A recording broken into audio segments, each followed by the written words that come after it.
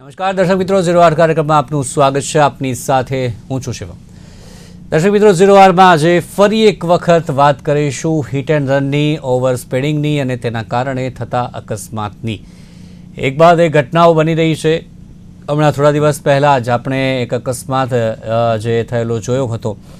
અમદાવાદમાં જે અકસ્માતની ઘટના બની હતી અને ભર દિવસે જે એક કાર ચાલકે જે બે ત્રણ જે લોકોને ઉડાવ્યા હતા, સાથે જ આપણે વાત કરીએ તો ઘણી ગાડીઓ ત્યાં પડી હતી, તેમને પણ ઉડાવ્યા હતા. જે ઘટના હજી તાજી છે અને તેમાં એક મહિલા કે જેમને કારની બોનેટ પર જે હતી છતાં પણ તે કાર ચાલક ત્યાંથી રોકાયો નહીં અને એ કાર જવા દીધી હતી અને તેમાં બે લોકોના મોત થયા હતા. તે આપણે સૌ જાણીએ છીએ. અને ત્યારબાદ ફરી એક વખત એ સવાલ બન્યો હતો કે આજે ઓવર સ્પીડિંગથી વાહનો ચલાવે છે તેમને કોઈ ડર છે કે કેમ. જે ગાંધીનગરની ઘટના હતી અને આજે ફરી એક વખત અમદાવાદમાં આજે ઘટના બની છે. ઝાંસીની રાણી ખાતે મોડી રાત્રે 2 વાગ્યાની જે ઘટના છે, 1:30 અરસામાં કે જે બ્રિઝા કાર ચાલક કે જે મિત્રની બર્થડે પાર્ટીમાંથી આવતો હતો અને તેણે એક એક્ટિવામાં જે સવાર 2 યુવકોને ફંગોળ્યા હતા. આશરે 100 ફૂટ સુધી આ બંને યુવકો ફંગોળાયા હતા અને એમાંથી એક યુવકની વાત કરીએ તો તેના 2 ભાઈઓ છે અને સાથે જ પિતા નથી અને જે 2 યુવકો છે, 2 ભાઈઓ છે, તેમનું ગુજરાન પણ તે ચલાવતો હતો અને તેનું આ ઘટનામાં મૃત્યુ થયું છે. અને અન્ય એક યુવક છે તેનું પણ આ ઘટનામાં મૃત્યુ થયું છે. કાર ચાલક ત્યાંથી ફરાર થઈ ગયો હતો, પરંતુ પોલીસે જે કાર માલિક સહિત જે કાર ચાલક હતો તેને પકડી પાડ્યા છે અને હવે આગળની તપાસ હાથ ધરી છે. ચોક્કસથી હાથ ધરી છે, પરંતુ આજે ઓવર સ્પીડિંગની આપણે વાત કરીએ, રોંગ સાઈડની આપણે વાત કરીએ છીએ, તમામ બાબતની ચર્ચા કરીએ છીએ, પરંતુ ઓવર સ્પીડિંગ જે રાત્રિના સમયે બેફામ જે ગાડીઓ ચલાવતા હોય છે અને તેના પર કોઈ લગામ નથી. આજે કાર ચાલક પકડાયું છે, તેને અગાઉ પણ મેમો આધારિત કોઈ ગુના હોય કે પછી પોલીસ સાથે ઘર્ષણની બાબત હોય, જે બ્લેક ફિલ્મ લગાવવાની બાબત હોય, અનેક વખત આ મામલાઓમાં કે જે તે પકડાઈ ચૂક્યો છે અને ફરી એક વખત આ મામલો સામે આવ્યો છે. આ મામલાઓ કેમ રોકાતા નથી, આ એક મોટો સવાલ બની ગયો છે.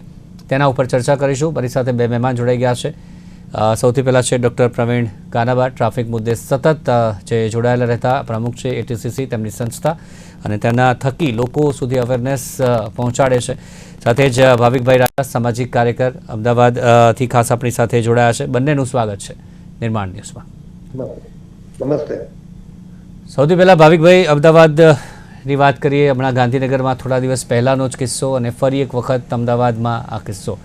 તથ્યના કેસની વાત કરીએ, જુલાઈ મહિનાથી શરૂઆત થઈ હતી અને ત્યારબાદ લાગતું હતું કે ક્યાંક પોલીસ સતર્ક થઈ છે અને રાત્રે આ પ્રકારે બેફામ ડ્રાઇવિંગ કરતા કાર ચાલકો અંકુશમાં આવશે, પરંતુ ત્યારબાદ પણ અનેક ઘટનાઓ પણ દિન દહાડે પણ ચાલુ થઈ ગઈ છે. હવે તો શું કહેશો, હવે આના વિશે ચર્ચા કેવી કરવી યોગ્ય બનશે? ના, સૌથી ચિંતાની બાબત એ છે કે આ બધા વાહન ચાલકો છે, એ લોકોને કાયદાનો ડર નથી. જો કાયદાનો ડર નીકળી જાય તો પછી તમે કોઈ પણ રીતના એને કંટ્રોલ કરી ના શકો. એમાં ખાલી કાયદા ઘડવા વાળા અથવા તો કાયદાનો અમલ કરાવનારા એ લોકોનો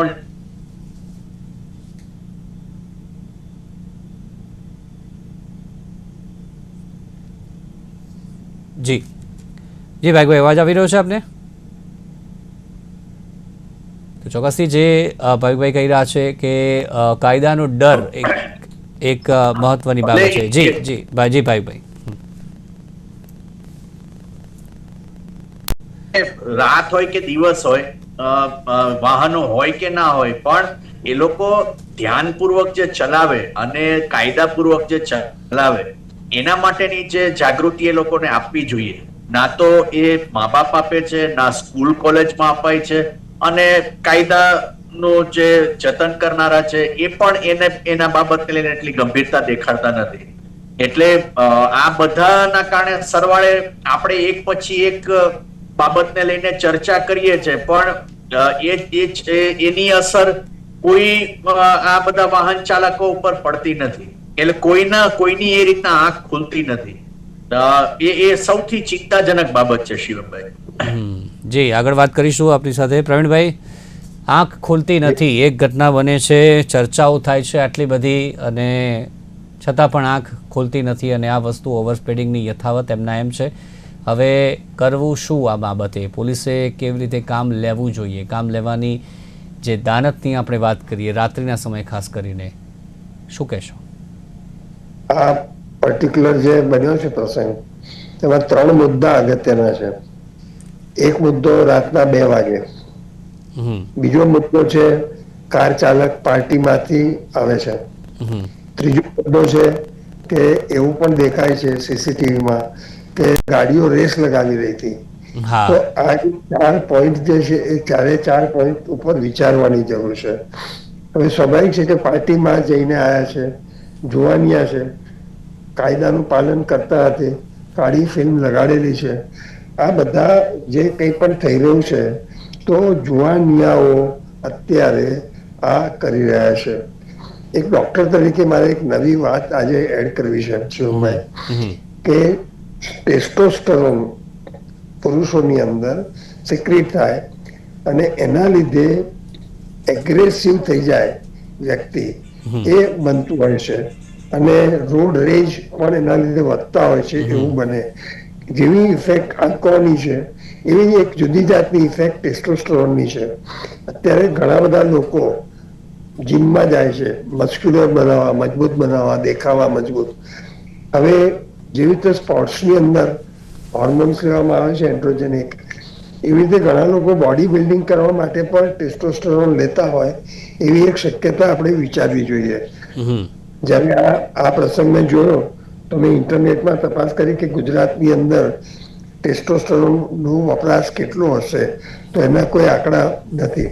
ઇન્ડિયામાં પણ ચોક્કસ આંકડા નથી, પણ આ એક નવી તકલીફ દેશ માટે ઉભરતી હોય એવું મને દેખાય છે.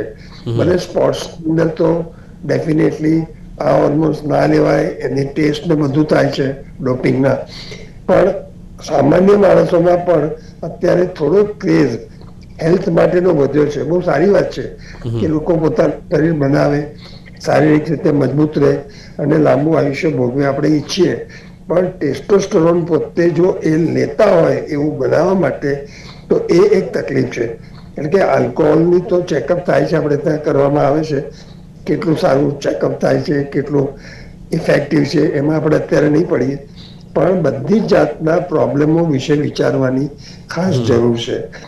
જે છોકરાઓને લાયસન્સ આપણે આપીએ છીએ 18 વર્ષે, તો એ લોકો પર ઇંગ્લેન્ડની અંદર એક કંટ્રોલ લાયા છે લોકો, કે આ લોકોને ડ્રાઇવિંગ ક્યારે કરવા દેવાનું કે જ્યારે કોઈ સિનિયર મેમ્બર ગાડીમાં બેઠો હોય ત્યારે. જ્યાં સુધી એ 25 વર્ષના થાય નહીં ત્યાં સુધી એને ગાડી એકલા ચલાવવાની છૂટ નહીં. કારણ કે એકલા જયારે ચલાવે છે ત્યારે બધી દારૂની, અમે ટેસ્ટોસ્ટેરોનની વાત કરી, જુવાનિયા હોવાનું બતાવી દેવાનું બીજાને અને રેસ કરવું, રેસિંગ કરવું, તો આ બધું કંટ્રોલમાં આવે. એટલે આપણા કાયદામાં થોડાક નવા સુધારા કરવાની જરૂર છે કે કોઈ પણ વ્યક્તિ જેનું ડ્રાઇવિંગ લાયસન્સ નવું છે અને એને હજી 5 વર્ષ પૂરા થયા નથી તો એને એકલો ડ્રાઈવ નહીં કરવા દેવો. ખાસ કરીને રાત્રે, માનો કે રાતના 8 વાગ્યા પછી એને સવારના 5 વાગ્યા સુધીમાં એને એકલો જવા નહીં દેવાનો. એને જો ડ્રાઈવ કરવું હોય તો એની જોડે કોઈ પણ સિનિયર ડ્રાઈવર હોવો જ જોઈએ કે જેથી કરીને એને કંટ્રોલમાં રાખે. એવા બધા જેવી રીતે 73 કેસમાં થયું તેની સાથે બધા જે અંદર બેઠા હતા એ બધા એના જેવા જ હતા ઉંમરવાળા, એટલે એ ધમાલ કરે, જુએની ડિસ્ટ્રેક્ટેડ ડ્રાઇવિંગ કરે, આ બધું થાય. એટલે પોલીસે કડક થવાની જરૂર છે અને વધારે મોટા અભ્યાસો પણ કરવાની જરૂર છે. મારી દ્રષ્ટિએ આપણી પાસે હવે ઘણી બધી ઇન્સ્ટિટ્યૂટ છે, સેપ જેવી ઘણી બધી છે જે રિસર્ચ કરે છે. તો આવા વિષય પર પણ મારી એક વિનંતી છે કે રિસર્ચ થાય. ચોક્કસથી કાયદોમાં આમાં બદલાવ આપે, જે સારો સુઝાવ ચોક્કસથી ઉકેલ આપ્યો છે. પરંતુ ભાવિકભાઈ, આ કરી પણ દે છતાં પણ જે અહીંયા છૂટવાના જે ગતકડાઓ આપણી પાસે છે, આપણા લોકો પાસે છે, જો આવું કરી પણ દે તો પણ એની અમલવારી ખાસ કરીને અને છૂટવાના જે ગતકડાઓ છે, એક ફોન કોલથી માત્ર છૂટી જાય છે કે આનું ને આનું, જે ઘણા બધા ઉપાયો હોતા હોય છે, આ જ્યાં સુધી ચાલશે ત્યાં સુધી નવા કાયદાઓ ઘડવાનો કોઈ જ ફાયદો નથી. એ પણ સુધારવું જોઈએ સાથે સાથે. આપને શું લાગે છે? મૂળ વાત છે કે ઇવન અત્યારે આપણી પાસે જે એક્ઝિસ્ટિંગ કાયદા છે એ પણ સારા જ કાયદા છે, એ આમ જોવા જાવ તો પૂરતા આપણને થઈ રહી એટલા એ કાયદા છે, પણ સવાલ જે તમે કીધું એના અમલીકરણનો છે. એટલે જ્યારે અમલ કરવા વાળાની જો ઢીલાશ હોય અને જો આ જે યુવાની લોકો છે એના એ જે નબીરાઓ હોય, મોટા પૈસાદાર ઘરના હોય અને એમને એમ હોય કે અમે પૈસાના જોરે છૂટી જઈશું અથવા તો કેસ લોલો કરીને કોઈ પણ રીતના નીકળી જઈશું, એટલે આ બધું જયારે મનમાં જયારે ચાલતું હોય ત્યારે એ વધારે છાકટા થતા હોય છે. બાકી સામાન્ય ઘરના જે નબીરાઓ હોય છે, નબીરા તો ના કહેવાય, સામાન્ય ઘરના જે જુવાનિયાઓ હોય છે, એ જુવાનિયાઓ ને પણ માન લો કે આ બધા સવાલો છે, પણ એ લોકો છાકટા થઈને વાહન ચલાવતા નથી. તો આપણને એ વસ્તુ ખબર પડે કે જે પ્રમાણમાં થોડા શું કહેવાય કે ઇન્ફ્લુએન્શિયલ લોકો જે છે, જે પ્રભાવશાળી લોકો છે, એના જે નબીરાઓ છે, એ બધા લોકોને આ પ્રકારની છૂટ પોતાને મનથી એ લાગતી હોય છે, અને ઇવન એમના મા બાપનો પણ એ પ્રકારનું વલણ હોય છે. એટલે એ મા બાપ માન લો કે જે સાહેબે કીધું એમ કોઈ સિનિયર ડ્રાઈવર એમની જોડે જાય, પણ વાત તો ત્યાં આવે છે કે અહીંયા તો ઘણી વખત એમ પણ થાય છે કે જે હજી લાયસન્સ મળ્યું નથી અને એ વખતે પણ એને ગાડી આપી દે છે. એટલે આવા પણ કિસ્સા બનતા હોય છે. એટલે સવાલ એ છે કે કાયદા આપણી પાસે હોય, નવા કાયદા પણ આપણે ઘડીએ, પણ મૂળ વાત છે એનું અમલીકરણ વ્યવસ્થિત રીતના થાય છે, કડક રીતના થાય છે, તો આ કિસ્સાઓ બધા રોકાશે. બાકી આ કિસ્સાઓ રોકાય એવું દેખાતું નથી.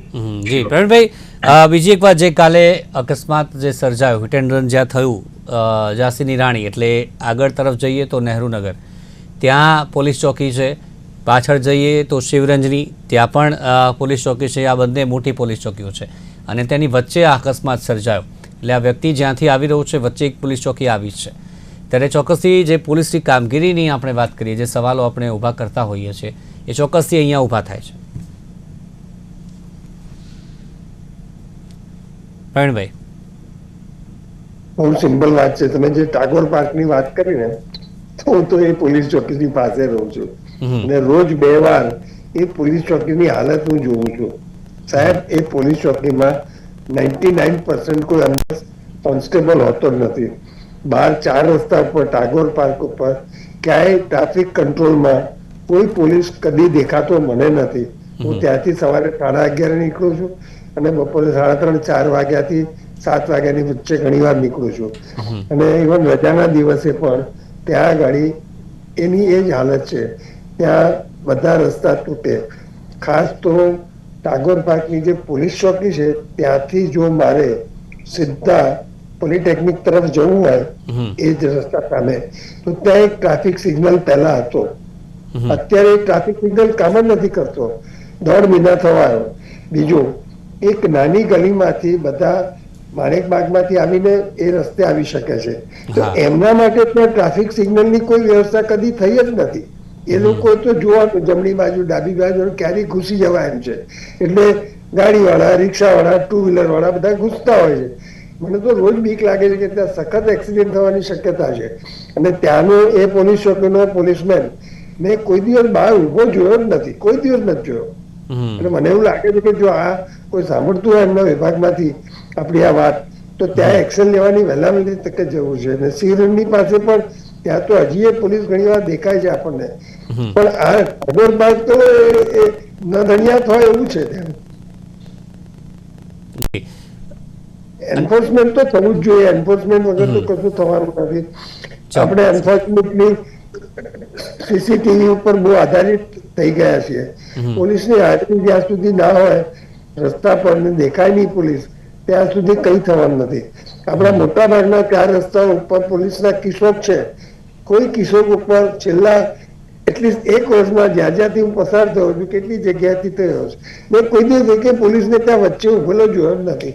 એની લાલ લાઈટ કેટલો દંડો લઈને તમે પોલીસ કિશોર શુક્ર બનાવ્યા છે વચ્ચે બધી જગ્યાએ છે. આ ટાગોર પાર્ક ઉપર છે પોલીસ કિશોર. પોલીસ કિશોરમાં કોઈ પોલીસ હોતો નથી. કોક દાડો કોક દાડો ટીઆરબી નું જવાન દેખાઈ જાય છે કોક દિવસ, પણ ઇટ ઇઝ વેરી રેર. પણ પોલીસ ચોકીમાં તો કોઈ હોતો જ નથી. જી ભાઈ, રાત્રિના સમયની ખાસ આપણે અત્યારે વાત કરીએ તો કેવા પ્રકારનું જે પોલીસ બંદોબસ્ત હોવો જોઈએ ટ્રાફિક પોલીસનો, અને એમાં જ બીજો સવાલ, એટલી સંખ્યાબળ આપણે જે વાત કરીએ એટલું છે ખરી? એ તો એક બહુ મોટો સવાલ છે જ, કારણ કે પોલીસમાં કે ટ્રાફિક પોલીસમાં બધામાં બહુ બધી જગ્યાઓ ખાલી છે, એ ભરાતી નથી. અને જેમ વાત થઈ કે મોટા ભાગે જે ટ્રાફિક બ્રિગેડના બધા જે જવાનો છે એને ઉભા રાખી દે છે, બાકી ટ્રાફિક પોલીસ કે હોતા નથી. અને એ બી મોટા ભાગે જોઈએ છે કે એવી જગ્યાએ ઉભા હોય ખૂણામાં કે જ્યાંથી માનો કે તમે કોઈ કાયદો તોડીને નીકળો અને તમને પકડીને થોડા પૈસા પડાવી શકે, એના માટે કરતા હોય. બાકી 4 રસ્તા પર કે સિગ્નલ પર ક્યાંય પણ પોલીસની હાજરી જોવા નથી મળતી. અને આમ જોવા જાવ તો એનો એક ફરક પડે છે, કારણ કે તમે સામાન્ય જયારે ટ્રાફિક ઉભો હોય ત્યારે અત્યારે તો આપણે જોઈએ છે કે એ સ્કૂટર વાળો હોય, એ ગાડી વાળો હોય, કે ત્યાં સુધી કે એએમટીએસ કે બીઆરટીએસ બસના ડ્રાઈવરો હોય, એ સિગ્નલ તોડીને જતા હોય છે, કારણ કે ત્યાં કોઈ પોલીસ નથી, કોઈ એને રોકવાનું નથી. અને સીસીટીવી કેમેરામાં ફોટો આવી ગયો તો આવી ગયો, ના આવી ગયો તો બચી ગયા. એટલે એ પ્રકારની જે ઢીલાશ જોવા મળે છે, એના બદલે માન લો કે ટ્રાફિક પોલીસ ખાલી હાજર હોય તો એની હાજરી માત્રથી પણ ઘણો બધો ફરક પડતો હોય છે, કે કાયદા તોડવા વાળાને તરત જ ધ્યાન જાય કે ભાઈ ના, ટ્રાફિક પોલીસ ત્યાં ઉભા છે, આપણાથી એવું એ ના થઈ શકે. એટલે એ પ્રકારની પ્રેઝન્સ બહુ જરૂરી છે. અને રાતના ટાઈમે તમે કહો છો એ વાત સાચી, રાતના ટાઈમે ભલે સવાર જેટલા ટ્રાફિક પોલીસ ના ઉભા રહી શકે તો પણ અમુક લોકોને નાઇટ ડ્યુટી આપવી જોઈએ. પણ એ જ સવાલ છે કે ભાઈ જગ્યાઓ કેટલી ખાલી છે, અને એ જગ્યાઓ જો ભરાય તો તો આ પ્રકારની વ્યવસ્થા કરવાનું શક્ય બને. જી પ્રવીણભાઈ, આપ જે કહેવા માંગો છો આગળ. એવું કહેવા માંગુ છું કે there are black spots in the city. એનું એક ઓડિટ કરવાની જરૂર છે કે કયા કયા 4 રસ્તા અથવા કયા કયા સ્પોટ એવા છે કે જ્યાં સૌથી વધારે લોકો ટ્રાફિક એક્સિડન્ટ થાય છે અને વાયોલેશન્સ કરે છે. એ શોધી કાઢીને એટલીસ્ટ એમાંના જો જગ્યાએ આપણા ઓછા ટ્રાફિક પોલીસ હોવાથી ત્યાં આપણે કંઈક વ્યવસાય કરીએ અને બાકીના એરિયામાં જે થવાનું એ ઈશ્વરની ઈચ્છા એવું કરીને કરી શકાય. પણ બ્લેક સ્પોટ અમદાવાદ શહેરના પણ શોધવા જોઈએ. આપણે બ્લેક સ્પોટ બધા હાઈવે પર શોધીએ છીએ, તો અમદાવાદમાં જોઈએ એટલા પોલિટેકનિક પાસે એક એવું બ્લેક સ્પોટ છે કે જ્યાં લોકો બધા રોંગ સાઈડે આવે, ગુલબાઈ ટેકરાથી આવે અને આંબાવાડી તરફ જવું હોય બજાર તરફ, એને બદલે એ લોકો એની સામેની લાઈનમાં ઘૂસે અને પછી એક ગલી છે જેમાંથી બધા ઘૂસે. હવે ત્યાં એક્સિડન્ટ થવાની એટલી બીક લાગે, જો ત્યાંથી આપણે નીકળ્યા હોય કે ચલો આજે પોલિટેકનિક વાળા ત્યાંથી ગુલબાઈ ટેકરીથી જતા રહેવું છે આંબાવાડીમાંથી, તો એક્સિડન્ટ થવાનો આપણને બીક લાગે, કારણ કે ત્યાં ગરબડ ચાલે છે. એટલે બધા બ્લેક સ્પોટ એટલી પોલીસે આઈડેન્ટિફાઈ કરવાની જરૂર છે. મને એવું લાગે છે, જો કે અમારો તો પોલીસ ઉપયોગ કરે છે અને અમે રોડ સેફટી અવેરનેસ કરવા માટે બધા ઘણી બધી જગ્યાએ પોલીસની સાથે જઈએ છીએ, એટલે અમારું તો બધાની જોડે પાર્ટનરશિપ ચાલે છે. પણ બીજા પણ જે કોઈ હોય એવા ટ્રસ્ટ કે બીજા જે કોઈ એનજીઓ હોય કે જે બધાની મદદ લઈને પણ આ કામમાં આપણે કરી શકીએ, અથવા તો દરેકને એવો આપણે આપીએ કે ભાઈ 1 મહિનો તમારે આ એક કામ કરો. જે રીતે આપણે વીક આવે છે રોડ સેફટી વીક, અથવા હવે તો મંથ કર્યો છે રોડ સેફટી મંથ, તો એ વખતે બધાને કામ સોંપો એરિયા વાઇઝ, અને પર્ટિક્યુલર કયો વાયોલેશન રોકવું છે આપણે, અને એને આપણે છાપાનો પણ રિક્વેસ્ટ કરીને ઉપયોગ કરી શકીએ કે એ લોકો પણ આપણને હેલ્પ કરે કે ભાઈ બધા સ્ટોપ લાઈન પર ઉભા રહે, અથવા તો લેફ્ટ ટર્ન ફ્રી રાખે, અથવા તો લેન ડ્રાઇવિંગ કરે. આ બધું બહુ અગત્યનું છે અને એમાં પબ્લિક, મને ચોક્કસ ખાતરી છે કે લોકો આપણને હેલ્પ કરશે. ઇવન હું માનું છું મીડિયા જે રીતે તમે આ બધું ઉપાડ્યું જ છે, હું ઘણા વખતે આપની જોડે આવું છું, તો આ કામ ઇવન પ્રિન્ટ મીડિયા પણ લઈ શકે. એક પ્રોગ્રામ, એક પોઈન્ટ દર અઠવાડિયે અથવા દર મહિને એ બધા જ લોકો એના ઉપર જ હમર કરે તો શક્ય છે કદાચ આપણે બધા સુધરીએ. જી ચોક્કસથી. અંતમાં બંને પાસેથી એક જવાબ. એક તો જે સ્પીડ ઓવર સ્પીડિંગની આપણે વાત કરીએ છીએ, તેમાં કોઈ લિમિટેશન્સ માટે સરકાર શું કરી શકે, એક એ સવાલ, અને બીજો જે હેલ્મેટનો, કે ટુ વ્હીલર ચાલકોને અકસ્માત થાય છે તો હેલ્મેટ તેમનું જીવ બચાવી શકે છે. અત્યારે વડોદરામાં આજથી એક અભિયાન શરૂ કરવામાં આવ્યું છે અને કહેવામાં આવ્યું છે 15 સપ્ટેમ્બરથી હેલ્મેટ ફરજિયાત છે. નહીં પહેર્યું હોય તો દંડ થશે. 15 સપ્ટેમ્બર, 1 મહિનાનો સમય આપવામાં આવ્યો છે. 1 મહિનાનો સમય કેમ? તાત્કાલિકપણેથી જ અમલ કેમ નહીં? આ એક સવાલ કે જે મારો છે. ભાવિકભાઈ, આપનાથી શરૂઆત કરીએ. એકચ્યુઅલી હેલ્મેટ અને બંને માટે આપણે ચોક્કસપણે કાયદો છે જ ઓલરેડી. કાયદો નથી એવું નથી. અગેન એમાં સવાલ ફરી પાછો અમલીકરણનો આવે છે. આ હેલ્મેટના અભિયાનમાં મોટા ભાગે એવું બને છે કે એ થોડા સમય માટે અભિયાન ચાલે છે, એમાં પોલીસ બહુ બધા પેલા પૈસા ઉઘરાવે છે અને થોડોક ઘણો ડર બેસે છે, પણ પછી થોડા વખત પછી પાછો જેસે તે પોઝિશનમાં એ આવી જાય છે. એટલે વાત એ છે કે તમામ બાજુએથી જે સિરિયસનેસ જે ડેવલપ થવી જોઈએ એ ડેવલપ થતી નથી. એના કારણે આ થઈ રહ્યું છે. જી જી પ્રવીણભાઈ, અને એક સવાલ એ પણ કે હેલ્મેટની બાબત હોય તેમાં પણ કોઈ અભિયાનની જરૂર છે ખરી? એમાં પણ લોકોને સમજાવવા માટે અભિયાન ચલાવવા પડે છે આપણે? દરેકને પોતાના વાહન માટે ફ્યુઅલની જરૂર છે, જેના માટે એને પેટ્રોલ પંપ પર જવું પડે. પેટ્રોલ પંપ વાળાને ચોક્કસપણે ઓર્ડર કરવામાં આવે કે એને જો હેલ્મેટ પહેર્યું ના હોય તો એને ફ્યુઅલ નહીં આપવાનું. બહુ સિમ્પલ. આ અભિયાન, if I am not wrong, એ ગુજરાતમાં ક્યાંક ચાલુ થયું છે, મોસ્ટલી ખેડા જિલ્લામાં, મોસ્ટલી નડિયાદમાં. I am not very sure, પણ આ કરવાની જરૂર છે આખા ગુજરાતમાં કે ભાઈ તું હેલ્મેટ નથી પહેર્યો એટલે તને પેટ્રોલ ના મળે. બહુ સિમ્પલ. અને જે માણસ રોંગ સાઈડ પર જાય અથવા લેન બ્રેક કરે એનું વાહન જપ્ત કરી લો, અને જપ્ત કરેલું વાહન એને અઠવાડિયા સુધી એવી જગ્યાએ મૂકો કે જ્યાં લોકો એને તોડે ભાંગે, એમાંથી ચોરી કરે અને તોડફોડ કરી નાખે વાહનની. આવા દંડ કરવાની જરૂર છે, સખત થવાની જરૂર છે. જ્યાં સુધી આપણે સખત નહીં થઈએ ત્યાં સુધી આપણા ગુજરાતી ભાઈઓ જે માને છે કે 2 રૂપિયા આપું છૂટી જાઉં, 200 રૂપિયા આપું ને છૂટી જાઉં, 2000 આપીને છૂટી જાઉં, એ ચાલ્યા જ કરવાનું છે. અને પોલીસના પગારો, એને પોતાની ખ્વાહિશો હોય, એને પણ પૈસા જોતા હોય પોતાના મોંઘવારીના જમાનામાં જીવવા માટે. એટલે કરપ્શન પણ આપણે કાઢી શકતા નથી. કરપ્શન કાઢવા માટેના પણ રસ્તા છે, પણ કાઢવા કેવી રીતે? જી, અને સાથે પ્રવીણભાઈ, જે ઓવર સ્પીડિંગ, તેના માટે શું પ્રયત્નો કરી શકાય? શું નવું એમાં કરી શકાય જેથી ઓવર સ્પીડિંગ ન થાય? સ્પીડ લિમિટની આપણે વાત કરતા હોઈએ છીએ જ્યારે પણ આવી ચર્ચાઓ થતી હોય છે, ત્યારે એમાં સરકારે કોઈ પ્રયત્ન આગળ વધારવો જોઈએ કે નહીં? એક પ્રયત્ન જે વિચાર્યો કે હાઈવે પર, આપણા એક્સપ્રેસ વે પર મલ્ટિપલ સ્મોલ બમ્પ્સ મૂકવા, રમ્બલિંગ બમ્પ્સ. તો એવી ક્વોલિટીના રમ્બલિંગ બમ્પ મૂકવા જોઈએ કે જેથી કરીને સ્પીડ કામિંગ ડિવાઇસ તરીકે વાપરી શકાય. ખાલી એટલું જ કરવાની જરૂર છે કે એ જે બમ્પ્સ મૂકવામાં આવે એ એવા ના હોય કે જેથી કરીને લોકોની કેડ માંગે, એવા હોય કે જેથી કરીને ડ્રાઇવિંગ કરનારને ખબર પડે કે મારે મારી ગાડીને સ્લો કરવાની છે. કારણ કે આપણે ત્યાં રાત્રે તો ગમે તેમ ચલાવે જ છે લોકો, ગમે તેમ ફાસ્ટ. અને બીજી એક બહુ સરસ વાત રહી ગઈ કહેવાની મારે.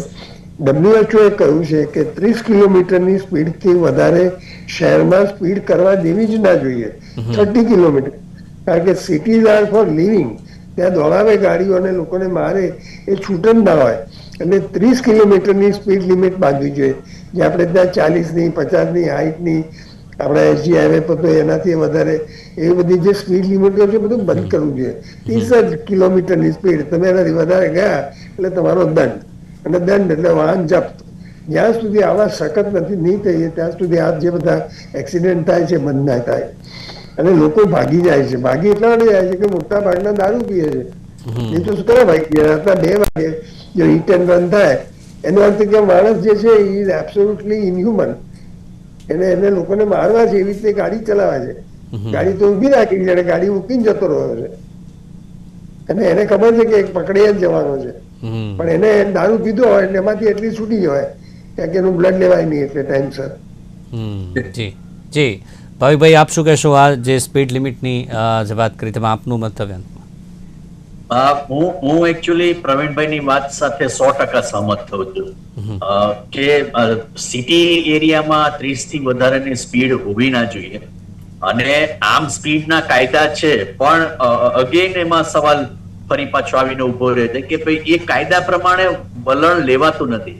બાકી જો અને બમ્પની વાત કીધી એ પણ એટલી જ સાચી છે કે એવા પ્રકારના બમ્પ બનાવવામાં આવે જે પેલા જે બનાવવામાં આવતા હતા વ્યવસ્થિત ઢાળવાળા, કે જેમાં તમને જર્ક ના આવે અને છતાં પણ સ્પીડ તમારી લિમિટમાં એ રહે, એવા ઠેકાણે સ્પીડ બ્રેકર જો બનાવવામાં આવે તો એનો પણ બહુ ફરક પડે. ચોક્કસથી ઘણો બધો ફરક પડે. અને શું ઉપાય ખાસ કરીને કરવા જોઈએ ઓવર સ્પીડિંગની જ્યારે વાત આવતી હોય છે ત્યારે, અને આ પ્રકારે માસૂમના જીવ કે જેમને કોઈ ગુનો નથી કર્યો શાંતિથી જતા હોય છે, પરંતુ કોઈ અન્યની ભૂલના કારણે જીવ ગુમાવવો પડતો હોય છે, અને ત્યારે ચોક્કસ નિયમો આ તમામના ઓવર સ્પીડિંગના છે કે પછી પોલીસની કામગીરીના છે, તેમાં કડક હાથે કામ લેવું હવે જરૂરી બન્યું છે, કારણ કે એક બાદ એક આ ઘટનાઓ બનતી જઈ રહી છે. ચર્ચામાં જોડાયા ભાવિકભાઈ અને ડૉક્ટર પ્રવીણભાઈ, બંનેનો આભાર આ ચર્ચામાં જોડાયા તે બદલ. Thank you very much. Thank you. તો દર્શક મિત્રો, હાલ 0 આરમાં આટલું જ. ફરી મળીશું નવા મુદ્દા સાથે. રજા આપશો. નમસ્કાર.